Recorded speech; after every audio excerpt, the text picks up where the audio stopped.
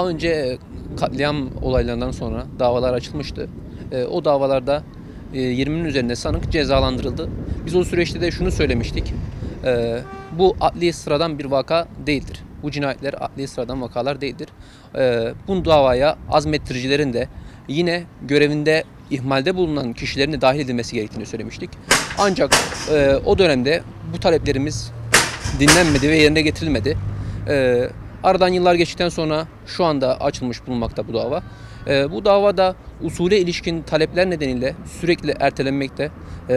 Uzun dava süreçleri, duruşma tarihleri ertelenerek devam etmekte. Mahkeme heyeti sanıkların savunmasını almak istiyor. Sanıklar ise savunmalarını erteliyorlar. Dosyaya eklenen evrakları inceledikten sonra savunma vermek istiyorlar. Bunun için sürekli itirazlar oluyor.